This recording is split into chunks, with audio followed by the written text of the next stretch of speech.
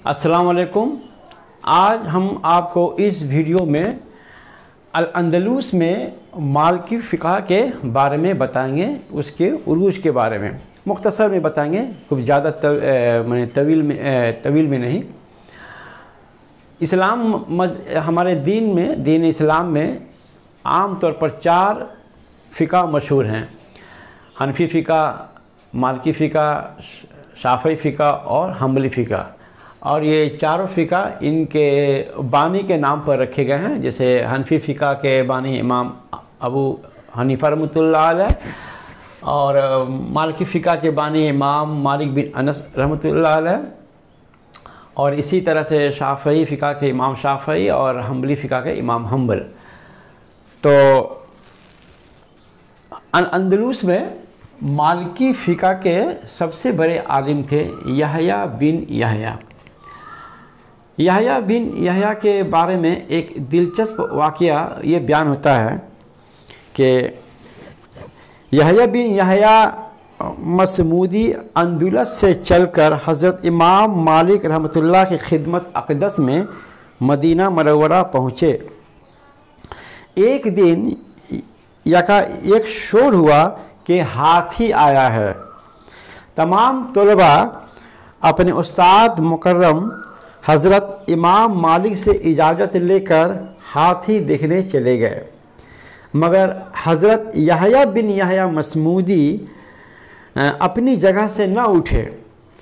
हज़रत इमाम मालिक रहमतुल्लाह अलैह ने जब ये देखा कि सिर्फ़ एक तालिब इल्म हाथी देखने नहीं बल्कि अपनी जगह पर बैठा मुताला में मसरूफ़ है, तो आपने उससे पूछा, ए यहया, तुम हाथी देखने नहीं गए?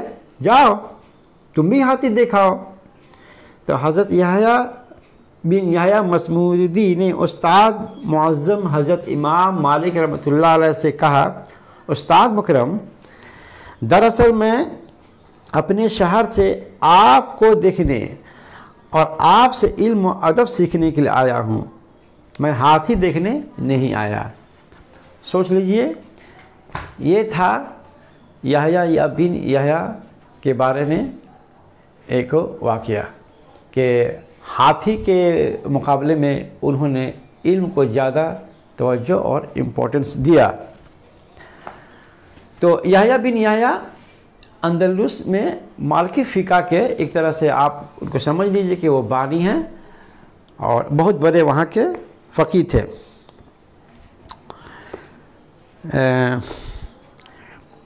अब जो है हज़रत ये हिशाम बिन अब्दुर्रहमान बिन मुआविया के ज़माने में मालिकी फ़िक़्ह और मालिकी फ़ुक़हा की बड़ी इज़्ज़त थी।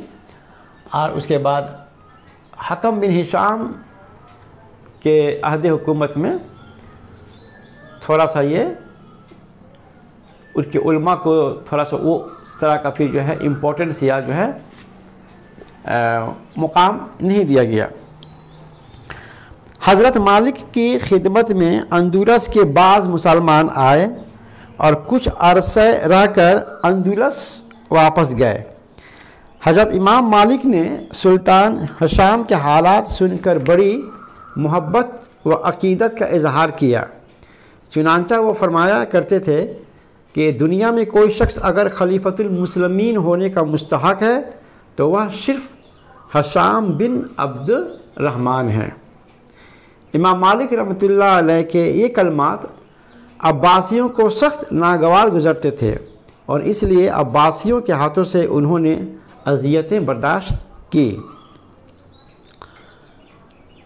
हिशाम के इब्तिदाई अहद हुकूमत में फ़रआ बिन अब्बास, ईसा बिन दीनार और सईद बिन अबी हिंद, जो मुल्क अंदलूस के मशहूर फ़ुक़हा और उलमा में से थे, हज के इरादे से मक्का मुकरमा की तरफ रवाना हुए। उन लोगों की जब हज़रत इमाम मालिक बिन अनस से मुलाकात हुई तो वह बहुत मुतासिर हुए। चंद रोज़ उनकी सोहबत से मुस्तफ़ीज़ होकर अंदलूस वापस गए और हज़रत इमाम मालिक के ख़यालात व अक़ायद की इशाअत की। उनकी तबलीग का असर ये हुआ कि अंदुलस के काजुल क़ज़ा अबू अब्दुल्ला ज़ैद ने भी मालिकी मसलक को पसंद किया। मैंने वहाँ के जो चीफ जस्टिस ऑफ अंदुलस थे उन्होंने मालिकी फ़िक़्ह को इख्तियार कर लिया। लिहाजा सुल्तान ने भी, यानी सुल्तान से मुराद सुल्तान हिशाम ने भी हज़रत इमाम मालिक रहमतुल्लाह के मज़हब को कबूल करके हुक्म दिया कि हर साल सरकारी ख़जाना से उन लोगों के मसारिफ बर्दाश्त किए जाएं जो हज़रत इमाम मालिक की खिदमत में फ़िक़्ह और हदीस की तालीम हासिल करने के लिए जाएं। सुल्तान हिशाम और शेखुल इस्लाम अबू अब्दुल्ला के मालिकी मसलक इख्तियार करने का नतीजा ये हुआ कि सल्तनत का मज़हब मालिकी हो गया और तमाम मुल्क में मालिकी फ़िक़्ह के मुवाफ़िक़ काज़ियों के फ़ैसले सादिर होने लगे। तो ये था अमीर हिशाम बिन अब्दुर्रहमान के दौर का ये वाक़या। जब कुर्तबा का अमीर बनता है तो थोड़ा सा मालिकी फ़िक़्ह को थोड़ा सा धक्का लगता है। बयान किया जाता है कि मालिकी गिरोह के फ़ुक़हा व उलमा जिनका सुल्तान हिशाम के ज़माने में सल्तनत व हुकूमत में बड़ा असर व इक़्तिदार था, वही सुल्तान हिशाम के मुशीर व वज़ीर और तमाम महकमों के मालिक व मुहतमिम थे।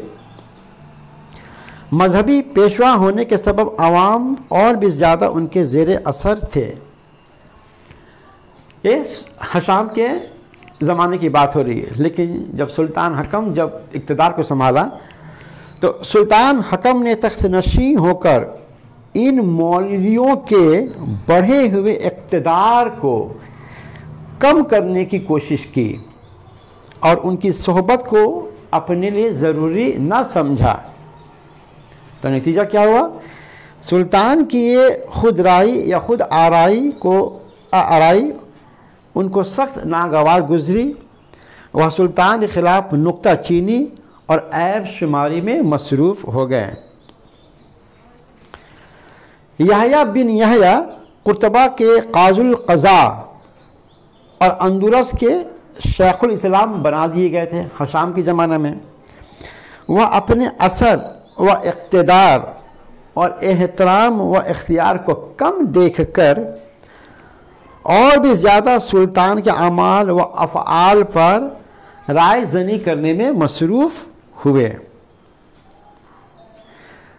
इस किस्म के तमाम मशहूर उलमा जो मालिकी मज़हब में दाखिल और सुल्तान हिशाम के अहद में हुकूमत व सल्तनत में दखील थे, फतवाबाजी पर उतर आए। लिहाजा तमाम वो लोग जो मालिकी मज़ाहिब में दाखिल थे ख़ास तौर पर सुल्तान हकम के दुश्मन और मुखालिफ हो गए।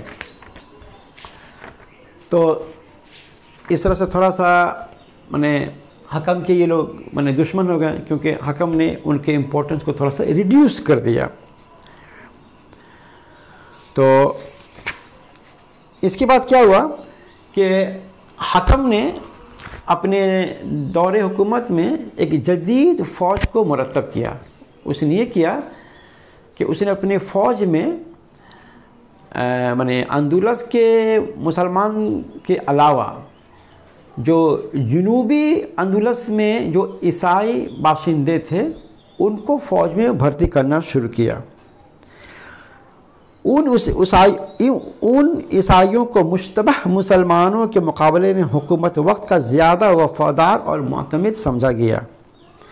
सुल्तान ने मुल्क हबश, वसत अफ्रीका, एशियाई कोचक और ममालिक एशिया के ग़ुलामों और हरबी कैदियों की ख़रीदारी शुरू की और अपने अहलकारों के ज़रिए दूर दूर से ग़ुलामों को ख़रीद कर मंगवाया। उन ग़ुलामों को आला दर्जा के फ़ौजी क़वायद सिखाए गए और हकम ने बज़ात ख़ुद उनकी तालीम व तरबियत की। तो अब जो मालिकी फ़िक़्ह के जो माने ये उलमा थे, उनको ये चीज़ पसंद नहीं आई। तो उन्होंने क्या किया कि जब ईसाई और अजमी लोगों की फ़ौज तैयार होने लगी तो मौलवियों ने सुल्तान के खिलाफ फिर फतवाबाजी शुरू कर दी और अजमियों के वजूद को शहर कुर्तबा के लिए एक लानत करार दिया। पिछली साजिश में काजी याहया पेश थे। इस मर्तबा भी उन्हीं के ज़रिया तबका उलमा और उनकी मुतक़द्दीन में नफ़रत ने तरक्की की। तो जब इस तरह से हाकम ने देखा कि ये माने मालिकी फ़िक़्ह के जो उलमा हैं हमारे ख़िलाफ़ फतवाबाजी करने लगे हैं, तो हाकम को ये चीज़ पसंद नहीं आया।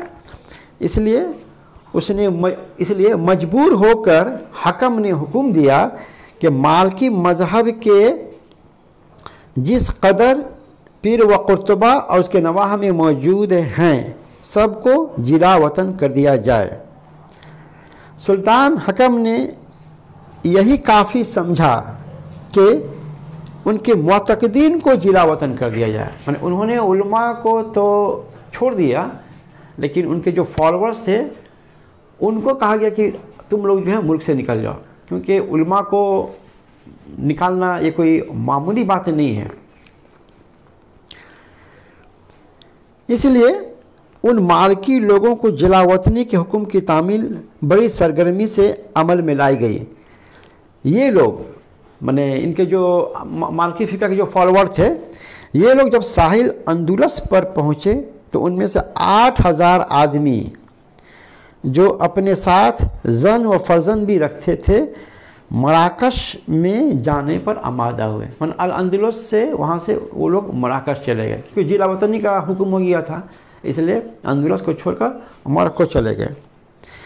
और 15000 मालिकी जहाज़ों में सवार होकर अस्कंदरिया चले गए, मिस्र गंगे चले गए और अस्कंदरिया पर काबिज़ हो गए। जब वो लोग वहाँ से निकाले गए तो फिर जजीरा अक्रीतस यानी क्रीट पर जाकर काबिज़ हो गए और वहाँ उन्होंने अपनी हुकूमत कायम की। तो ये था मुख्तसर में मालिकी फ़िक़्ह के मुतक़द्दीन के बारे में कि हिशाम के ज़माने में मालिकी उलमा का बहुत अदब व एहतराम था, लेकिन जब हकम जो है अमीर बनता है कुर्तबा का तो फिर वो एहतराम और वो जो इक़्तिदार था मालिकी फ़िक़्ह का इनको दौर में ख़त्म हो गया, जिसके नतीजे में इन लोगों ने हकम के ख़िलाफ़ थोड़ा सा फतवाबाजी करने लगे। तो हकम भी जो है अपना जो है ताकत और इक़्तिदार दिखलाते हुए इन लोगों को अपने मुल्क अंदुलस से जिला वतन कर दिया। ये मुख्तसर था मालिकी फ़िक़्ह के बारे में था। अस्सलाम वालेकुम।